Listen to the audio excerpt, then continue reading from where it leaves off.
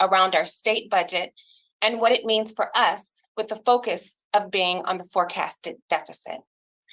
I want to thank my colleagues who partnered with me to help getting the word out for this event. Assembly members Chris Ward, Tasha Borner, David Alvarez, and Brian Mainshine.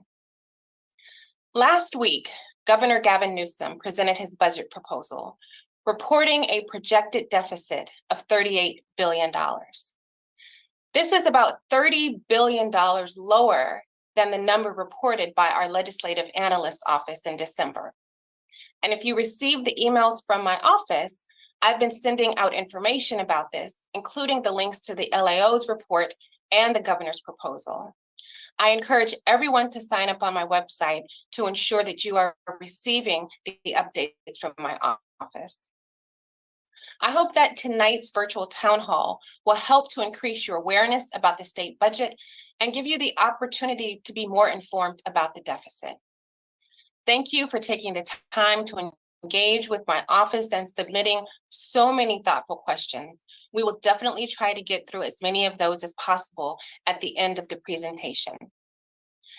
As the chair of the new chair of the Assembly Budget Sub 1, which focuses on health, the budget discussion overall is particularly important to me. So just so you know that the Assembly Budget Sub 1, the primary jurisdictions of this committee include the budget and fiscal policies affecting Medi-Cal, mental health, substance abuse, and public health, and the oversight of the budgets of the Departments of Healthcare Access and Information, Healthcare Services, Managed Care, Public Health, and state hospitals, Covered California, the Emergency Medical Services Authority, and the Mental Health Services Oversight and Accountability Commission. Joining us tonight is my committee consultant, Andrea Margolis, and she will take just a moment to introduce herself. Good evening, everyone, and thank you, Dr. Weber, for including me. I've been working for the legislature for approximately 25 years, and specifically for the Budget Committee Staffing Subcommittee 1 on health issues for the past 15 years. And as Dr. Weber mentioned, Sub 1 is very significant in terms of healthcare and in terms of overall dollars in the state budget. The Medi-Cal program, which is under our purview, is one of the largest single components in the state budget at $157 billion for the Medi-Cal budget. As Dr. Weber and Christian will be talking about, in light of the deficit, the governor has proposed various reductions and cuts to programs in health. There aren't many, but there is one significant one in terms of $3 billion reduction to future Medi-Cal provider rate increases, which we can talk about, more as we go through. So thank you. I'm happy to be here. Happy to take questions at the end. Thank you so much, Andrea. Next, I am really excited and very honored that he took the time out. This next person is taking the time out to come and speak with us this evening. And this is Christian Griffith. He is our Assembly Budget Committee Chief Consultant, and he is leading tonight's discussion. Christian is no stranger to San Diego County and has seen many, many cycles of the state budget. During his over 15 years as Chief Consultant, of the committee and its subcommittees have held over 1,000 hearings, resulting in over 500 California laws. So Christian, thank you so much for sharing your time and your talent and your knowledge with us. Before I hand it over to you, I just would like everyone to know that the chat for this webinar has been disabled, but if you have any questions, please input those through the question and answer box. And like I stated at the beginning, we will try to get to as many of those questions and also the questions that were submitted prior to this webinar as much as possible. And so right now, I'm going to turn it over to Christian. Thank you. Thank you, Dr. Weber. It's an honor to be here, and it's an honor to be able to be with your constituents and hear from them. It's really important to us here in Sacramento, where we're pretty far away from most of the people in California, so it's really great that I can be here. I had been asked to give a short presentation on the budget, and then there were some questions that were submitted that I have hopefully some answers to, or some thoughts on towards the end of this presentation. So there's the 4 things. The first thing is really kind of an overview of what's in the state budget. What does the state do? The second thing is to talk about how we, a little bit about how we craft the budget, what our role is in the assembly, and then talk about this budget problem. I've got a bunch of slides to kind of explain it because I feel like that's a really difficult story to tell. And then finally, kind of what does the governor propose? We just got this proposal from the governor last week, so we don't fully understand a lot of the things yet, but what we know so far, and give you a sense of that and kind of some of the answers to the questions we've gotten so far. Okay, so let me get this. There we go. All right, so it's a budget presentation, so you get pie charts. Sorry about that. But first, we're going to talk about our revenues. This is where we get our money, and there are 2 charts here. The one on the left is all of our money, and the one on the right is just what we call general fund, which is the money that funds most of what the state does. But there are special taxes that you pay that have special uses that are called special funds, and one of the big ones is motor vehicle fees. And let me see if I can. If you look at motor vehicle fees, let me get a little pointer here so I can have that. Motor vehicle fees here, if you pay when you sign up and renew your driver's license, you pay a certain fee. When you renew your car, you pay a fee. That has a special use. That is not a general fund. But one thing I really want you to see here is that it's really the big giant part of our taxes is personal income tax. That's really critical for us, and that'll come in later as we sort of talk about the budget situation we're in. Now, much more exciting is kind of where we spend our money. You'll notice that in terms of general fund over here, that education's our biggest source of funds. But if you look at all funds, excluding federal funds over here, you'll see health and education are about neck and neck in terms of expenditures. That's a big thing that we do. Most of the money the state gets, it actually sends to counties and school districts. We as a state don't perform a lot of functions. We do corrections and we do Caltrans, but most of the time when we're as a state, we're giving money to a local district to perform the service for us. And you can kind of see we have obviously the UC-CSU system, financial aid through the Cal Grant program, Caltrans, the healthcare system. That's what the state does, and that's where our money goes. In terms of building the budget, we have a couple key dates. The governor just released the budget on January 10th last week, and that starts off the process where the assembly gets the budget, and the legislature and both the Senate and us are looking through the budget. Coming up in a couple months is the tax deadline, and on the 23rd, so the 2023 taxes are due on April 15, and that's going to be really important to us because as you saw earlier, the personal income tax is our biggest source of revenue. So that'll be a really important decision point, and I'll get back to that in a second. And then once we know how much people have paid in taxes in 2023, the governor is going to adjust his budget proposal in something called the May revision. He's going to take that proposal and he's going to adjust it to make sure that it fits within the revenues that are going to be refined. And that's going to be a really critical data point that's coming up. We're going to expecting it. And we have about a month after that happens to pass a budget as a legislature pursuant to the Constitution. So we have to kind of get this new proposal and quickly close down, put together the budget, and then we get the budget done before July 1, which is the start of the fiscal year coming up. Really important to understand in our Constitution, the job the legislature has is we have the power of appropriation. So our job is to put money, allow the state to spend money. The governor can't do that, only we can do that in the legislature. And so in some ways, the governor's budget is a starting place for the budget for next year, but it's only a suggestion. At the end of the day, the budget's going to be adopted by the legislature. It's going to be the decision of the members of the legislature, in the Assembly and the Senate. And the governor can veto things. He can reduce the budget, but he can't add money. He needs us to do that. So the other thing that's really important is the governor developed his budget. He actually was working on his budget from April last year all the way to January. And that entire process was like a secret closed process. No one knows exactly what happened, but we have our process in the Assembly. Every single vote we take has to be in public. It has to be on television. It has to be recorded. We're the exact opposite. We have a very public, open process. We're looking to have at least 50, maybe as many as 80 hearings over the next couple months to allow people to participate. And we're very eager to do that. The other great thing about being in the assembly is obviously we are going to be able to pull our budget together in June. So we'll have the best information about where the state really is. Right now, there's a lot of uncertainty, which you'll see later. So we'll be in the best position to really make sure that we know how big the budget problem is, and we're able to kind of make sure the budget is tailored to that. I kind of mentioned this a little earlier, but just adding some kind of filler to this. January 23rd next week, that is going to be our first hearing. In fact, working on that right now. That'll be that starting off our budget process, and we actually go in the morning, and in the afternoon on Tuesday, the Senate goes. So we're both starting our process that day, and we're going to, start asking questions and digging into this budget. But from February to May, the subcommittees are going to be working on these things. So obviously, we've got Subcommittee on Health, which was introduced earlier, but we actually have 7 subcommittees fully in the Assembly that cover all kinds of issues, and they're going to be meeting concurrently and doing oversight hearings on this giant budget. And so we're going to look to hopefully have 60 to 100 hearings total over the year to try to address that. In mid-May, we will come up with a version of the budget that reflects the Assembly.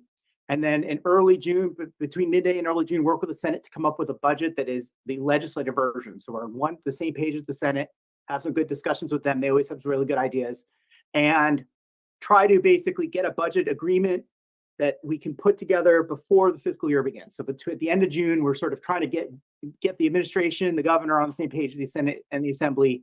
So it's a very backloaded process, and that's kind of part how it all pulls together and kind of reflects our fiscal year and, frankly, the tax deadline, which is really critical for us. So I want to talk about the budget problem and kind of how big is it and what is it? Okay, so the first thing is I kind of want to go back in time. Let's talk about before the pandemic, which seems like forever ago, but here's what our revenues look like. So this is a little graph, and it shows our revenues and how it grows. You can see the Great Recession right here. Sorry, my pointer here. You see the Great Recession right here. But the state had like a nice steady growth level of revenue over a couple of years, and you can kind of predictable. And we were pretty well able to kind of predict our surpluses and kind of fix our budget. But we had this really crazy thing happen in the pandemic. Pandemic was really with all the different things going on, it set all of the projections haywire. We couldn't really predict where things were going to go in terms of revenue. In 2021, it was one of the best years on record for the economy. So coming out of that 2020 lockdown, when things started to reopen, it was unprecedented. And in the United States, there were 1 million new millionaires created that year. So this giant influx of wealth everywhere. And you could see our revenues just skyrocketed up. And so it's 2021, and obviously we're like, okay, this is not sustainable. We're not gonna be able to keep this forever. We have this really good year, but things are gonna be kind of, difficult next year. And so we assumed that some of that money wouldn't be back in 2022 and 2023. We assumed that we would obviously this would be a peak, it'd be a one-time event. But what happened here, and this is kind of hard to see, but the blue line is what we assumed. We assumed it would kind of gradually kind of fall back to that old long-term trend, but this black line is what it really was. And so instead of this little tiny kind of gradual fallback, it was pretty abrupt. We had a pretty big decline from $215 billion to $172 billion really fast. So originally we had talked about $100 billion surplus and the giant amount of money in 2022, but we didn't really have that amount. And we didn't know that we didn't have this money all last year because, as some of you may know, the IRS made a decision to delay tax payments. So normally we would have gotten tax information in April of 2023 for the 2022 year, but we did not get that information until a couple weeks ago because the tax payment was delayed all the way till November. So here you see the whole forecast here, and really what we're talking about is that giant 2022 $100 billion surplus. It was actually a $60 billion surplus. Still a surplus, still good news. We still have more money than we used to, but it wasn't as much. And so we thought we had a $100 billion surplus for 2 years in a row. We had a $60 billion surplus. We have to kind of find the money that we didn't have for those 2 years. And then we kind of over projected how much money we have going forward. So that's really what our budget problem is. The finance is saying the budget problem is about $37.9 billion. The LAO has a different number. They're pretty close on a lot of ways because we're talking, if you look at the total budget, it isn't really that big a difference in terms. The LAO saying that under the, using their methodology, the administration's like, they're at 68 and the administration's at 58. So they're like within $10 billion of each other. And they use different methodologies, which it's a long way to explain it, but basically it's almost like one uses Celsius and one uses Fahrenheit to measure the same thing. But the main thing, a really big problem here is not only do we have this problem right now, we project for the next 3 or 4 years that every year we're going to be spending 30 billion more than we're taking in revenue. We have a structural problem. So we have, the easy thing is kind of finding one-time money to plug a hole. The hard thing is when you do have that structural thing where you're never, you're always kind of paying on the credit card every year. So that's going to be really challenging. And as we get more information, we're going to have to kind of see where we are. And that's why I mentioned a couple times this whole tax deadline, May revision thing, because really we didn't get tax information from 2022 until December 2023. So we had a whole year. Hopefully, as long as the tax deadline is not extended again, when we get to April this year, we'll have really good tax numbers and we'll have a much finer tuned idea of how big this hole is. We know there's a hole. I'm not super confident that the numbers we're looking at right now are a very good judge of that, but we're going to know that later on. And that makes it a little bit difficult for our process because we're trying to weigh what to do with these cuts and other proposals while we don't really know how big the problem is, and may have to really pivot pretty dramatically when we get to May. One of the things, so I kind of covered this a little bit, and then one of the things that definitely my chair, Mr. Gabriel, points out a lot is uncertainty is a real big problem here. We just don't know where we could be. It's also possible we get to May and things are much worse than this, but very likely also that things are much better. It's really hard to know. So we're going to have to prepare for both circumstances. What would happen if we have more money? What would happen if we have less? Like, what are we going to do? And have to have those conversations as we go through the process over the next couple of months. This slide, the first one, I have a quick summary of what the governor proposes. Again, we are trying to dig through it. So we're discovering new things every day in this budget because that are not really highlighted, especially some of the things we don't like. And then these are specific questions that were submitted that I received in advance. So I put them all up here. There were 2 adult day health questions. I kind of consolidated them, but basically these are the questions, and I will cover all of them in the presentation that I have so far, and then we'll get to the other ones.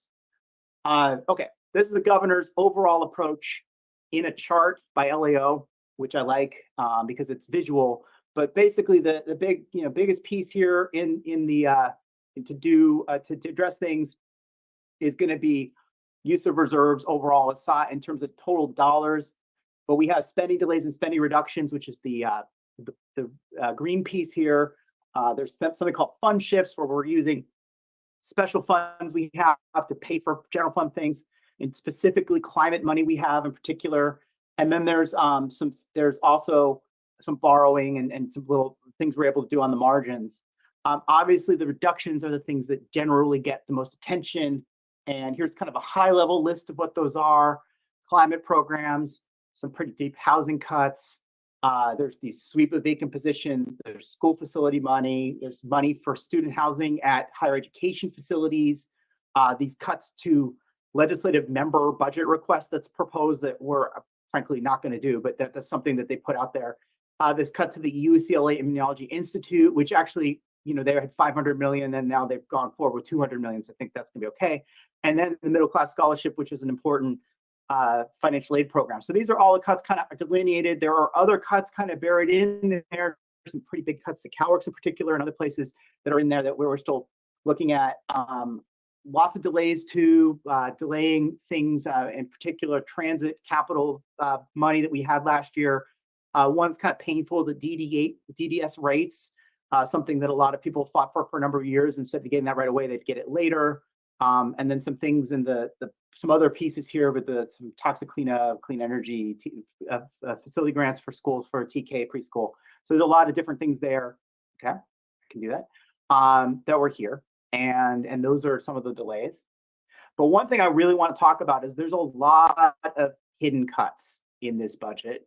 And I think that's one of the things that we're trying to really look at. And for example, over the last couple of years, a lot of rates and wages and things have been either frozen or grown at like 1 or 2%, even though inflation has been growing 9% or much higher. And so even though we're not necessarily cutting them, we're not really, the amount of money that's funded for them doesn't buy what it used to. So it essentially means the level of service is diminished. This is a major issue, obviously, with Medi-Cal, where we really haven't holistically addressed rates. There was a fix for certain rates associated with this MCO tax, which I think Andrea mentioned earlier, but it's not holistic. And with the new proposal on MCO tax, there's more concern about that because the providers, we're having a hard time retaining providers in that system, and it is the largest system of insurance for Californians. But also, you might be aware of a lot of labor issues at the state where some of our bargaining units still haven't signed labor agreements with us because the pay rate proposals are 3% or pretty lower than inflation, and they think they deserve a higher rate.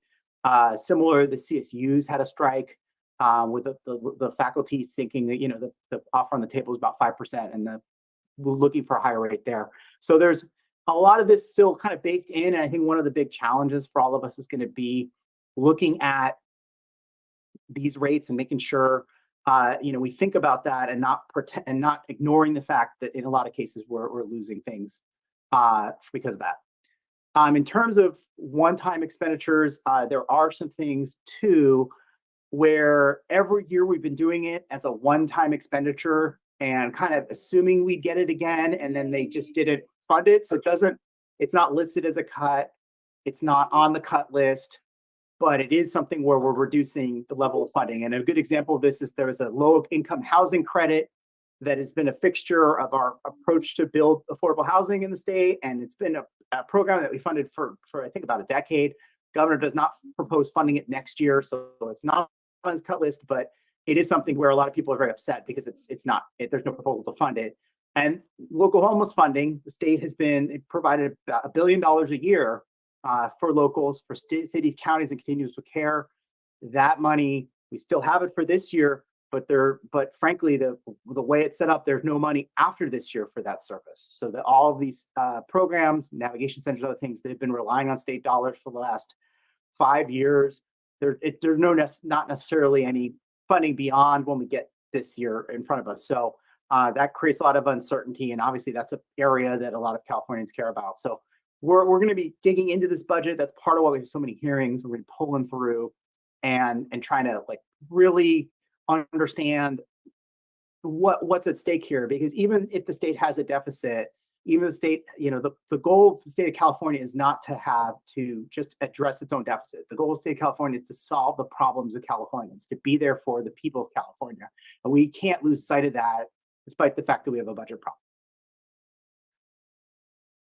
So let me talk to you about a couple of things. So school funding. So this graph kind of shows school funding. This is what Proposition 98 was on the ballot in 1988. It guarantees a certain amount of money for schools K through 14. So it includes community colleges. And what I want you to see here is that there's no giant decline of Prop 98 here. Let's get this, the pointers on the chat. Okay, there's no decline. It's pretty flat. We're optimistic that as long as the budget, its condition doesn't worsen, that we can move money around within Proposition 98 to make sure that there are no classroom cuts in the budgets. There may be some cuts to things that are in the education space, but not classroom funding. We want to fund the COLAs for schools so that all the school districts have been trying to get teachers to work there and keep the workforce, and they were able to reinforce that. We worked really hard for a decade to get to the place we are now, and I think there's a commitment to really try to preserve that. It's one of the top priorities at the Assembly. So hopefully some good news there, and not a lot of difficult times ahead. In terms of some other questions, like what programs or services will be at risk or at risk cuts, I did go over a list that's very high level. And right now, I think there's some one-time cuts in the climate space. There are some icky cuts in the CalWorks space. And those are kind of what's on and then a couple other things on the table, but that's pretty much the list. In terms of San Diego and district requests for funding, the second question, So the question is, what happens to San Diego and the district? So hopefully, if the budget stays where it is, we can find a way to mitigate that over time and try to make sure that the impacts to people in San Diego are pretty blunted. There is this proposal to pull back about half of the member requests that were provided in the budget last year. And basically what that was is, it's very hard. The budget of the state of California is very indirect. So we said to Californians, hey, go to your local elected official and provide them ideas of community projects that you think would add value. And members had sort of ability to sort of identify specific projects they cared about. And we had a good number of them in the budget. And the governor's proposing to pull back about half of them. And we don't think that that's a particularly difficult or a particularly good proposal. And I think we're hoping we will get that proposal pulled back in the near term, because a lot of our community partners believe that, have put a lot of work and effort, or even expended money on these efforts, because we provided certainty that this funding will be available. So I'm hoping that we'll be able to provide very good news in maybe a month or two that says that this is no longer a proposal. I did mention the K-12 impact there. We are trying to figure out if there's impacts on early childhood education other than the facilities. Right now, I'm not aware of any. And then in terms of higher education, there's a proposal to get rid of the housing funding I mentioned earlier, but there's also a proposal to defer money to UC and CSU. So we're going to look at that and make sure that doesn't have impact. It's been told to me that it won't, but that's something that we will have to keep, that we're going to, that's what the administration says. We'll have to make sure we verify that. And then in terms of addressing the shortfall, obviously you see the proposals from the governor. We're going to be looking at other,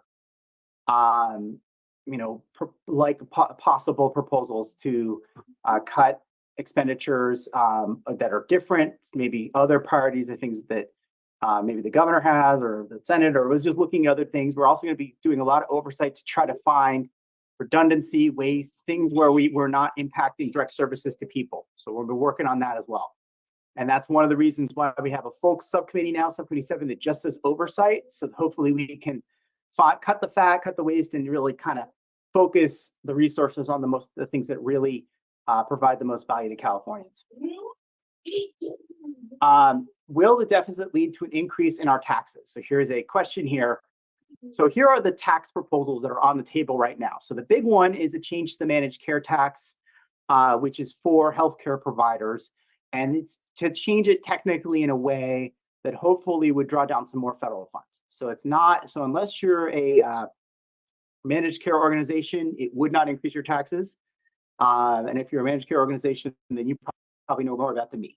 We're also talking about conforming to the federal law on net operating loss limitations, which is very technical. And so if you have net operating loss limitations that are not in conformity of federal law, which means you're very, very wealthy, you and your accountant may be impacted by this, which would would result in about $300 million or more revenue by the state.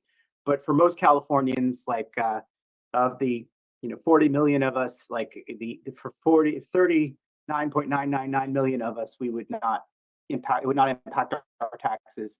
And there are some limited tiny tax credits for oil and gas companies that are for $22 million in total revenue that the governor would like to close.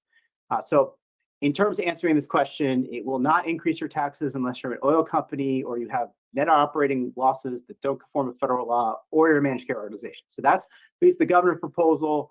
I think right now, if there's not a huge discussion about any kind of taxes that we would consider like a middle class tax in discussion to try to solve this problem. I think that there's a recognition that this problem is something that we need to figure out, with mostly looking at the expenditure side to try to do.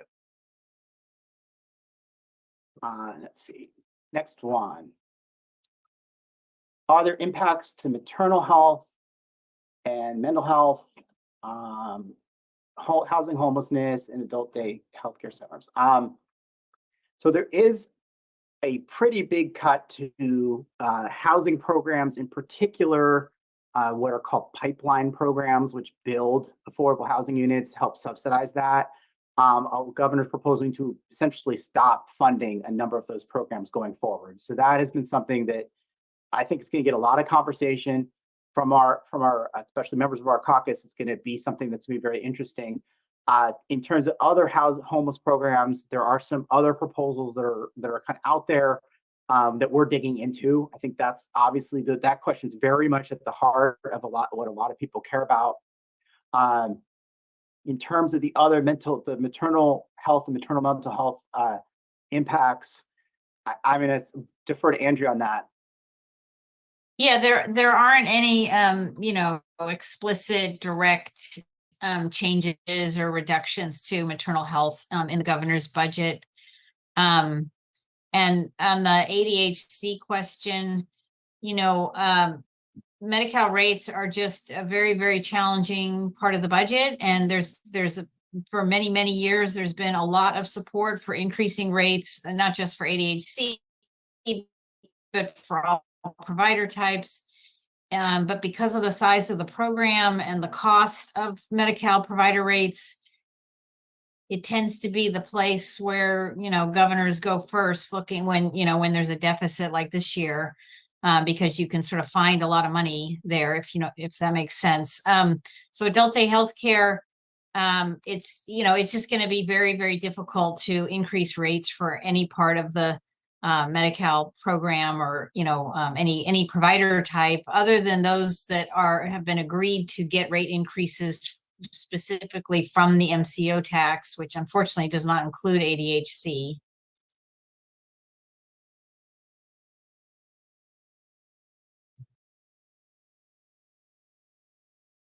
I would just jump in really quick for the question about, are there impacts to maternal health? With the MCO tax that was negotiated to increase the provider rate for obstetrical services. So they will see a slight bump based on the previous negotiations with the MCO tax in the previous budget.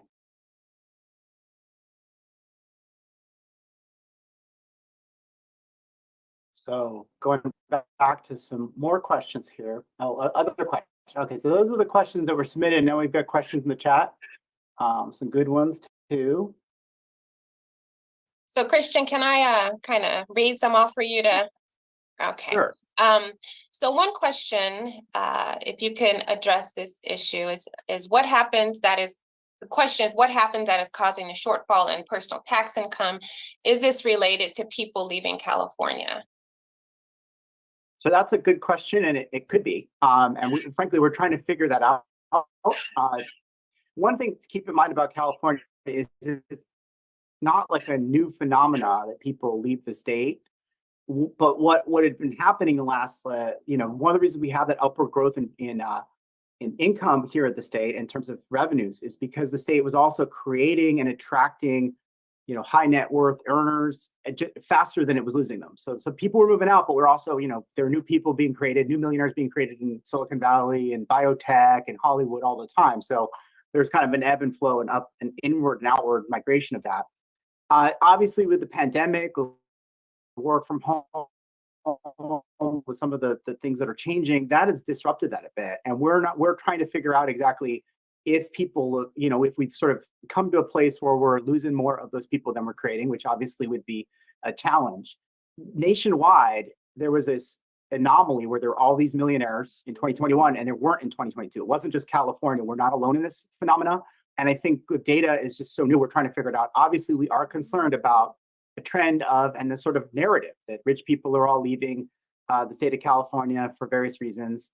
But frankly, middle-class people leaving California, low-income people leaving California, I mean, that's a narrative that we're very concerned about and tracking very carefully because it is really critical to us as a state, because we need to be able to grow to progress.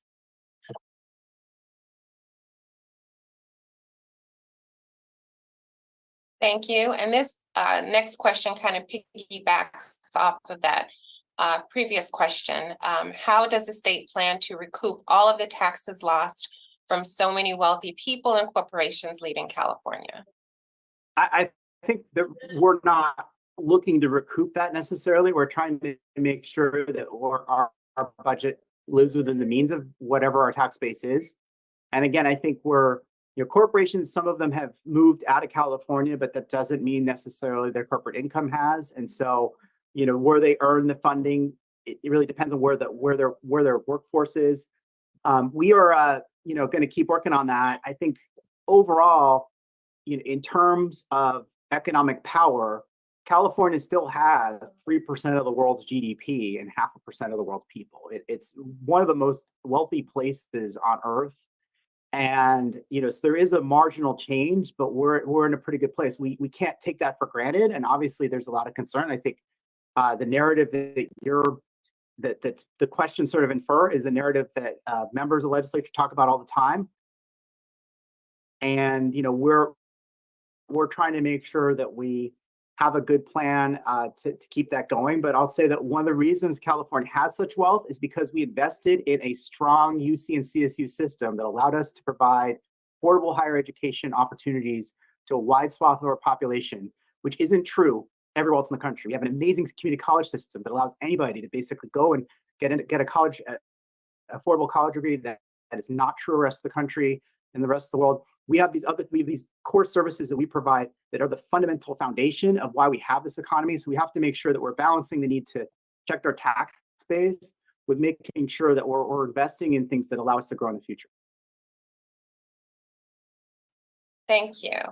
And for this next question, I'm going to also ask Andrea to come back on. The question is the Assembly concerned about the state's ability to fund Medi-Cal? What are some of the solutions the Assembly is looking at? And I would just briefly say, we will fund Medi-Cal, but there are significant issues within the Medi-Cal reimbursement rate, which both Andrea and Christian have alluded to. So maybe Andrea can give a little background about what happened in 2011 and how our provider reimbursement rates kind of match up across the country. And the reason why this is important is because we talk about access to care and the ability for patients to find providers that will actually see them and take their Medi-Cal insurance. So I'll turn it over to Thanks. Andrea. Yeah, I would just say, I mean, in terms of funding the program, it's an entitlement program. It's a shared federal state program, and it's an entitlement program. So, it's never going away completely or anything like that, or we're not going to, stop providing healthcare to the people who are enrolled in the program. But as Dr. Weber just talked about, there are, it's a huge program with a budget of over $150 billion. And so there are places where we can cut, unfortunately, that we don't want to, that aren't good for the program or good for people who are in the program. But it's, when we're faced with a budget deficit, there's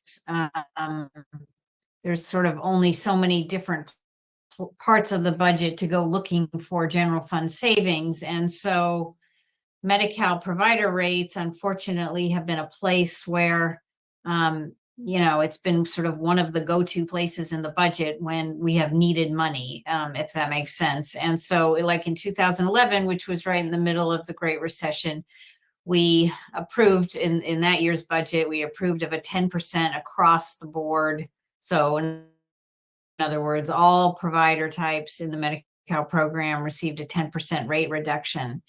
And we have struggled since 2011 to restore those, and we've had a lot of really, really good fiscal years. And we have restored a lot of that 2011 10% cut, but even in all these years since then, there's still some of it remains on the books. And so, we're trying to increase rates, while we still haven't even restored the cuts from 2011.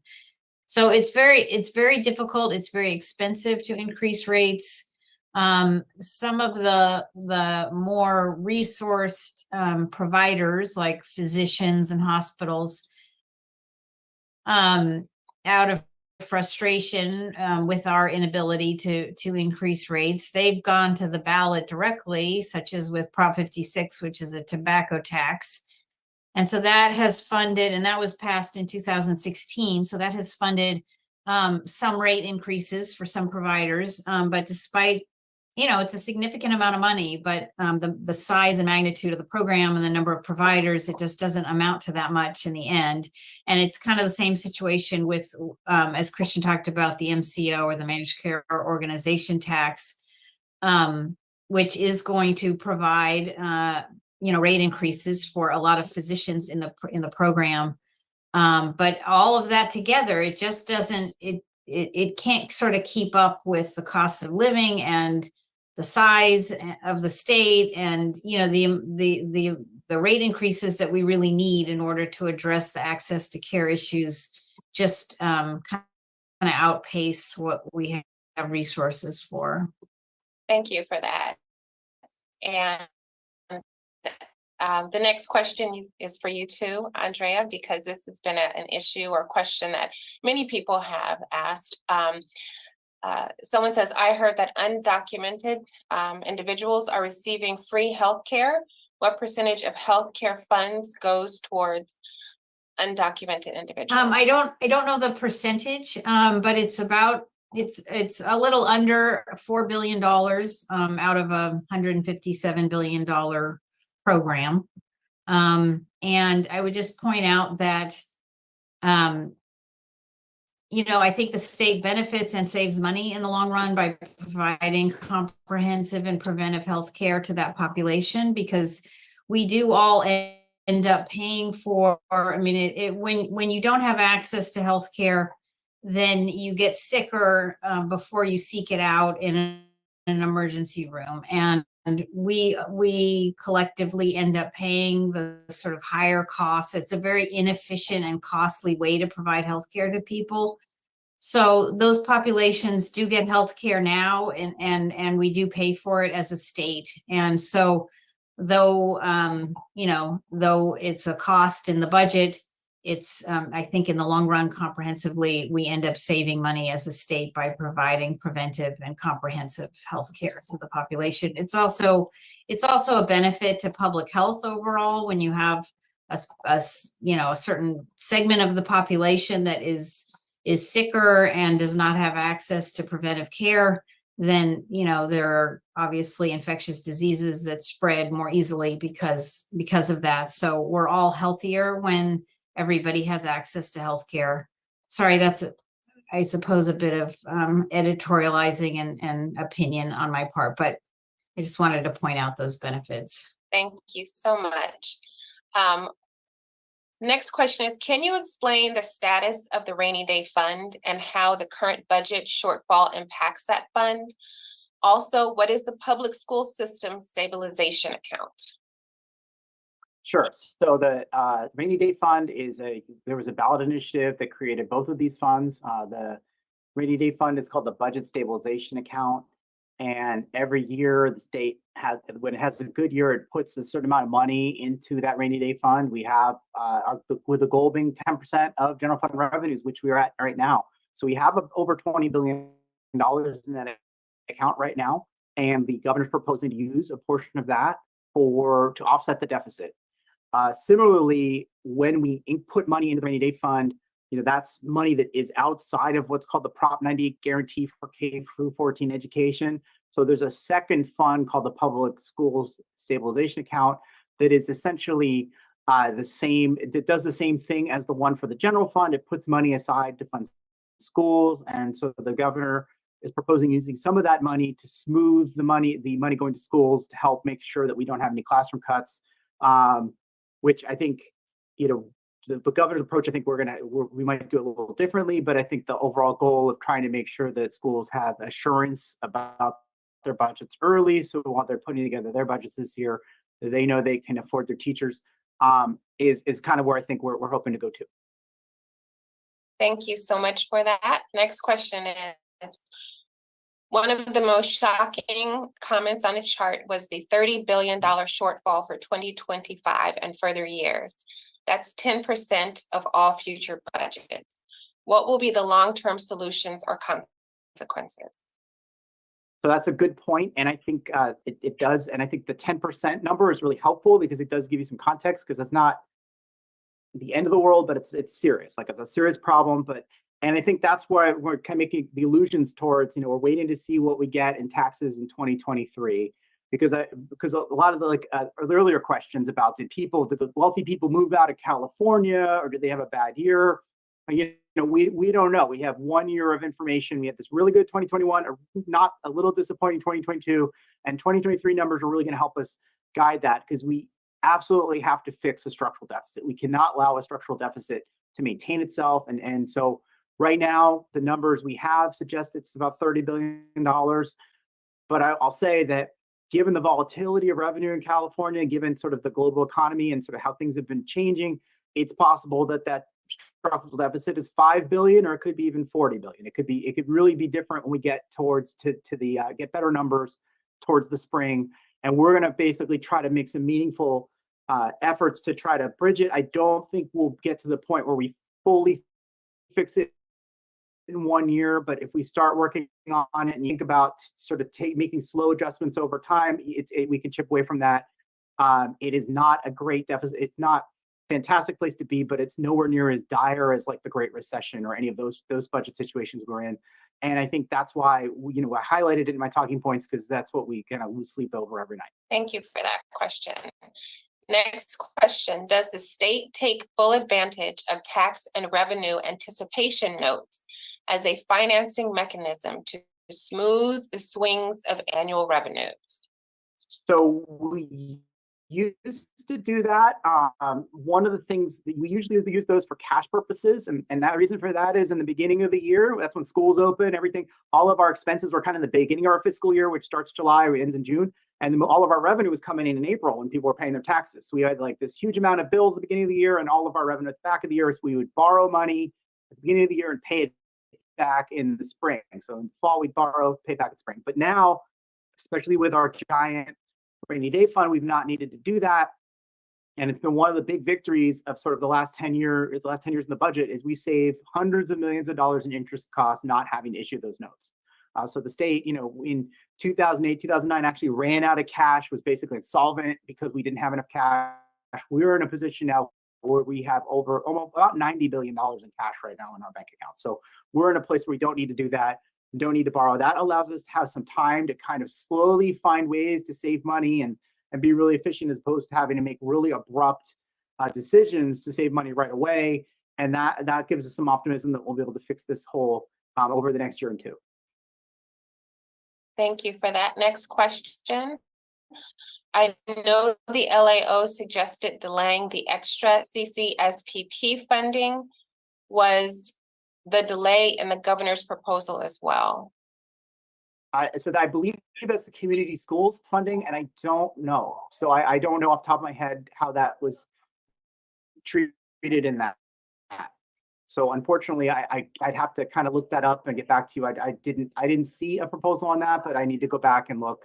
But one of the kind of big challenges here is, we are going to have to figure out ways to reduce the funding for schools, and that's one of the programs that is funded with Prop 98. And I think, to the degree we were able to sort of finesse funding or move money around there, we were looking to do that because we really want to make sure the money going to the classrooms, the LCFF money, that is the priority for Prop 98, so that all the school districts know, hey, we can afford our teachers, we can run the schools next year, and it takes a lot of that stress away from that really important part of California. Yeah, thank you for that.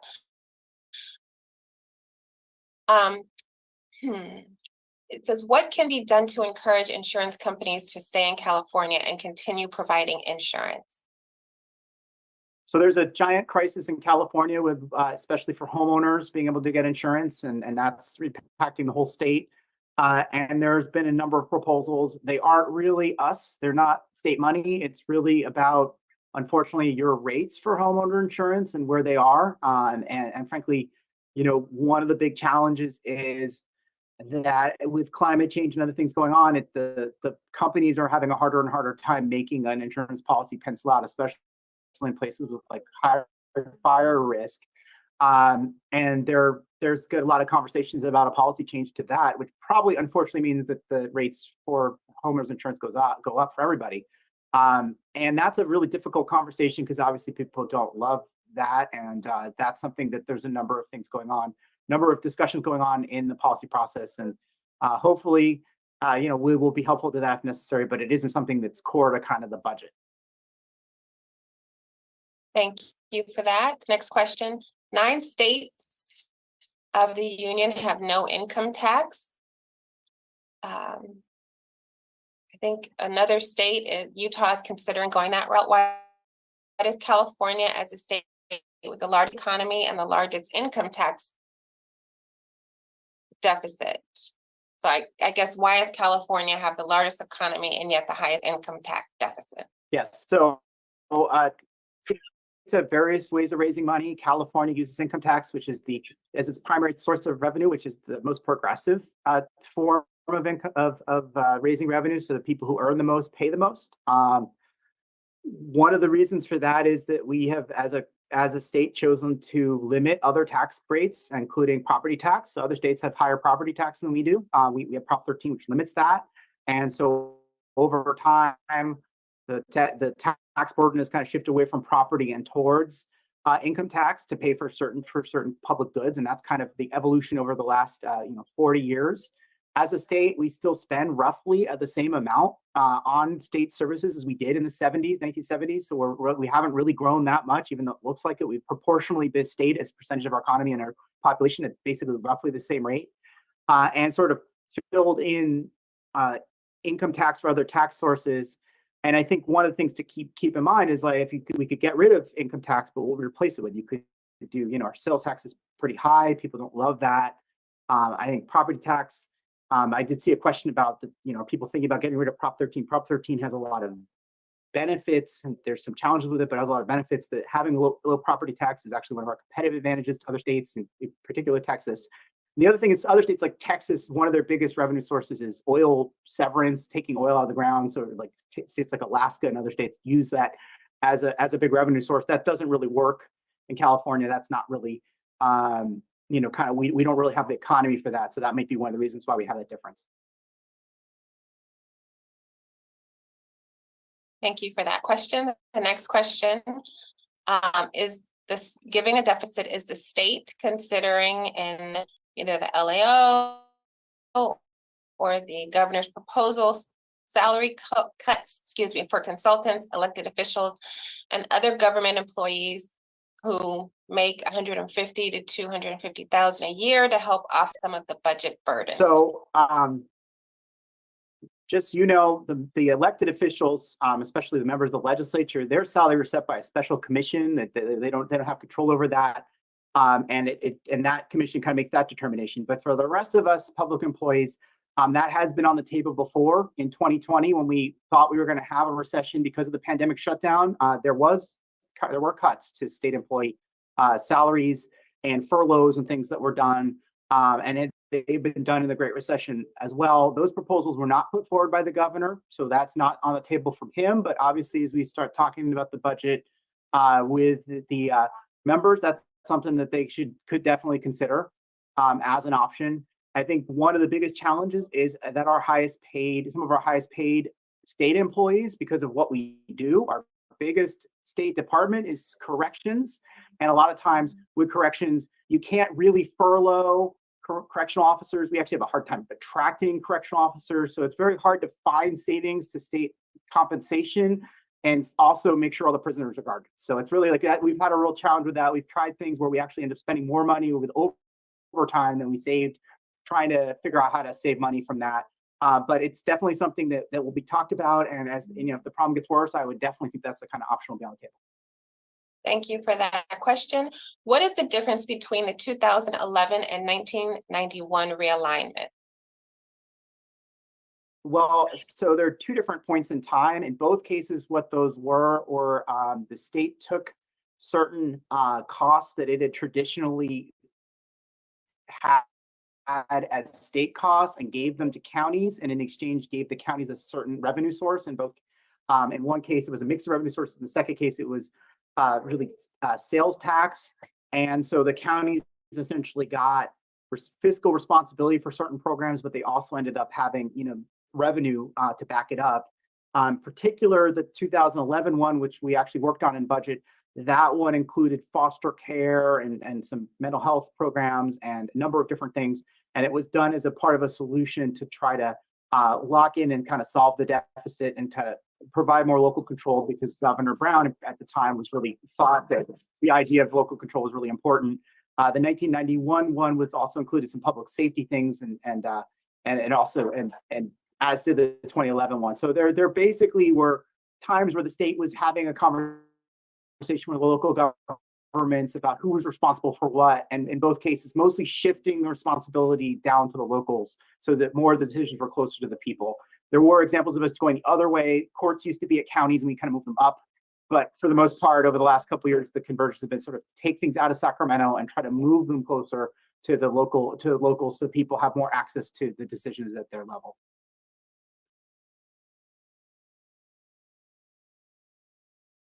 How does the funding to K to 14 apply to people living outside California? I have heard that community college is funded for students living outside California.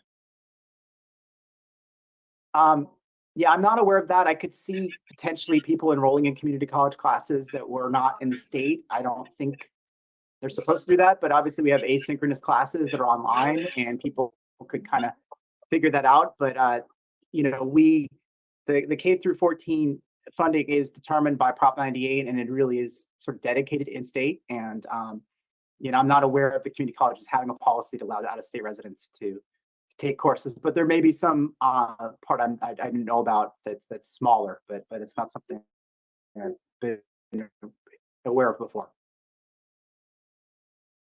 Okay. Thank you for that question. What needs to be done so that the state can renegotiate government pensions so that people aren't making more in retirement than they did working?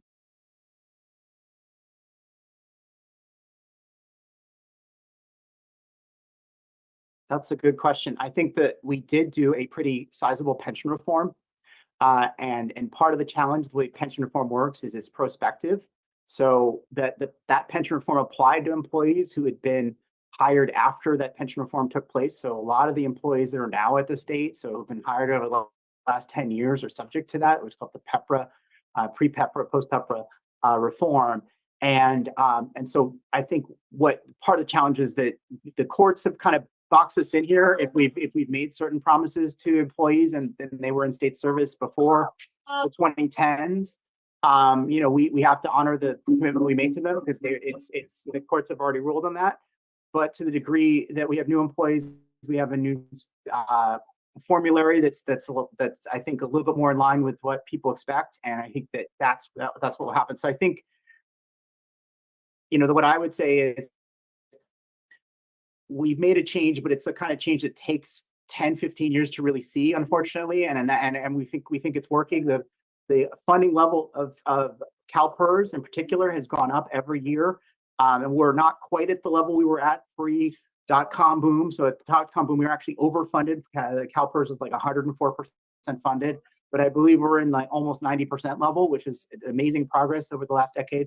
And one of the things to keep in mind is that the pension benefit is one of our most effective retention models for employees. So we could get rid of it, but we would probably have a difficult time attracting and retaining employees, especially against some of our peers, because especially at the state level, we pay less than most local governments. Well, thank you so much for that question. We are almost at time with our webinar, and so I just really want to take the time to thank both Christian and Andrea being on this call for presenting information about the budget deficit. This is really just the beginning of conversations in the legislature and our conversations with the governor. Once the May revise comes out after taxes have been done, we'll have a better sense of where we are and what the deficit will be. I encourage everyone on this call to continue to monitor what's going on with the budget, monitor what's going on at the state.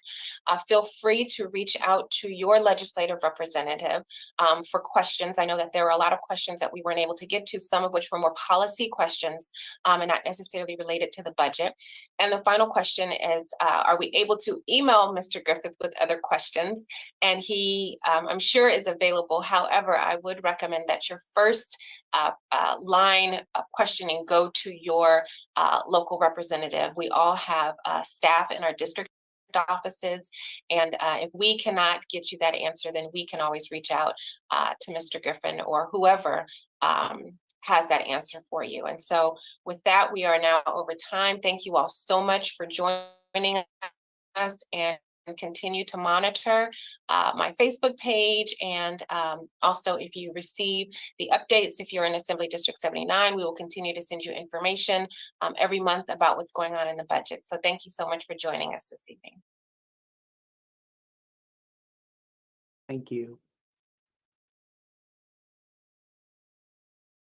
The way it currently stands, forced labor, slavery takes precedence over rehabilitation and public safety. Oh, by the way, while the Biden administration gives reparations to everyone but free people, look at the billions he has run over to Ukraine. We don't have black grocery stores because if you think about it now, just to get in that supply chain, it's almost unheard of. They don't want the truth to get out. Okay? I don't want to know what my family did or what all these people did and all this stuff like that. Okay? You read that 500-page report. There's this thing called white superiority and black inferiority. That mindset allows all of the behaviors that we've seen across generations. I had no idea that that church I was running by every day was something my grandfather established. This is not a handout. This is a debt that is owed. You know, Allensworth was like the internet of his time in 1904, 1905. The total black population in California is about 2.6 million. And then of that, the descendants compose about 2.2 million of that. So California, with a multi-billion-dollar surplus, can absolutely afford to satisfy the international terms for reparations, beginning with compensation. Any financial obstacle that exists that impedes the success of increasing financial prosperity needs to be dealt with and eliminated. No matter where we've been, no matter what part of this fight we've been in, we've been harmed, and we've had harm done to us specifically. When I got to Los Angeles, this was some of the worst segregation I'd ever seen. And remember, I'm telling you, I'm from Mississippi. Because as you can see, I'm giving you broken history right now, you know? But I had to give it to you guys today. I said, no, I got to show them this because it's so precious and nobody really knows about it. Overnight, it's like, oh, it's no longer the quarters, now it's Lincoln Heights. Oh, so now we get to use Abraham Lincoln for our name. And you think about all the other people that they could have used, but they picked Lincoln. And I think that's sort of a stereotypical of what they do. There wasn't any black restaurants. As far as black business and weed, it wasn't none. Black people don't have that kind of luxury. Our historically black communities have been redistricted multiple times. Why has it been easier for other groups than us? Because of anti-black hatred. Now listen, if you can't handle the TR room, don't tune in.